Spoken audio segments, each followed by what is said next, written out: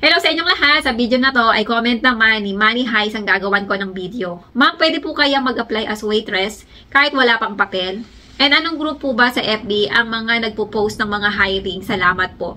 No skip ads po ako sa inyo. Salamat po sa info. Everyday ako nanonood sa inyo, especially pag may bago upload. Maraming salamat, Money Heist, sa iyong patuloy na panonood sa mga videos ko. And especially sa hindi pag-skip ng ads kasi napakalaking tulong niyan para sa aming mga content creator. Regarding sa kanyang katanungan ay kung pwede bang magtrabaho as a waitress kung halimbawa bagong dating ka lang dito o kaya naman wala ka pang papel. Unfortunately, ang pwede lang pasukan ng mga wala pang papel ang pagtatrabaho muna sa bahay o yung tinatawag na chika or chiko. Kasi nga, ang mga restaurant dito ay hindi tumatanggap ng mga walang papel. Isa kasi sa requirement para kayo ay makapag-apply sa isang restaurant ay dapat kayo ay legal na dito sa Espanya or ibig sabihin meron na kayong papel kasi pwede silang puntahan. Halimbawa, may magsumbong sa polisiya na yung restaurant na pinagtatrabahuhan nyo ay may nagtatrabaho na walang papel. Pag sila ay na-check at nalaman na meron silang trabahador na walang papel, sila ay magpe-penalty ng malaki.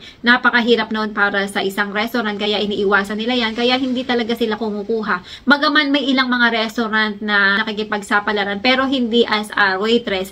Ang kadalasan na tinatanggap nila ay kung halimbawa ay cook. Dahil meron tayong ibang mga kababayan na dahil magaling silang magluto ay nakapagtrabaho sila sa Pinoy restaurant o kaya naman sa Spanish restaurant as a cook nang wala pa silang papel. Pero hindi ganoon kadami ang mga restaurant na tumatanggap ng mga ganoon na senaryo na wala pang papel sa kanilang restaurant kasi nga napakalaking risk ang kanilang pinapasok. Kaya sa mga kababayan natin na gustong pumunta dito sa Spain, for the meantime, sa loob ng 2 taon na mahigit, kayo muna ay magtatrabaho sa bahay. At kung sakali na hindi nyo gustong magtrabaho ng matagal sa bahay, ay antayin nyo lang muna na kayo ay magkapapel. Pag nagkapapel na kayo, ay pwede na kayo magtrabaho sa kahit anong klase ng trabaho na gusto nyo. Kaya lang syempre, may qualification na lahat ng trabaho na papasukan nyo. Kung halimbawa naman ay magtatrabaho kayo ay sa restaurant, as a waitress, kailangan syempre kayo ay marunong mag-Espanyol. Lalo na kung kayo magtatrabaho sa Spanish restaurant, syempre ang mga kakain doon ay mga Espanyol, kailangan yung makipag-communicate sa kanila. Kaya kailangan talaga marunong kayo mag-Espanyol. Kaya kailangan, pagdating nyo pa lang dito, ay mag-aral na kayong mag-Espanyol. Kahit naman sa mga Pinoy restaurant, ay kailangan din, kahit papaano, ay marunong kayo mag-Espanyol kasi nga, may mga kumakain din doon ng mga ibang lahi na kailangan magsalita ng Espanyol. Then, kung halimbawa naman ibang klase ng trabaho ang gusto nyong pasukan, syempre, depende kung kayo ay qualified doon. Pero dito naman sa Spain, pwede naman kayong mag-take ng mga course na gusto nyo na pwede nyong i-apply pag kayo ay nagkaroon na ng papel.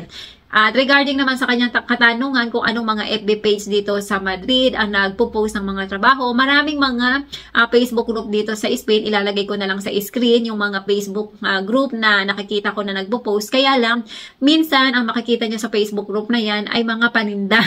Kasi marami tayong mga kababayan ang sumasideline at dyan sa mga Facebook group na yan, pinopost yung kanilang mga business. Kaya minsan, kai-scroll mo ng kai-scroll, puro mga paninda ang nakikita nyo. Hayaan nyo na kasi ganyan talaga, paswertihan lamang. Pero yung iba kong ipopost na group ay doon madalas nagpo-post ng mga trabaho.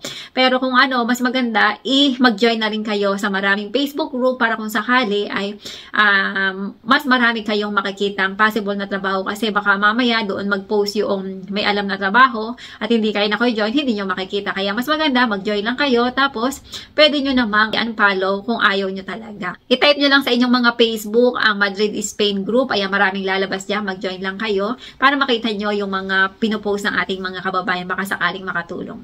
Ayan, maraming salamat sa inyong panonood at sana ay makatulong ang video ito sa mga kababayan natin na gustong pumunta dito sa Spain at magbabaka sakali at makikipagsapalaran nawa kayo ay makahanap ng trabaho bagaman napakarami. Sobrang dagsana ng mga tao dito. Ayan, maraming salamat at magkita-kita tayo muli sa mga susunod kong videos.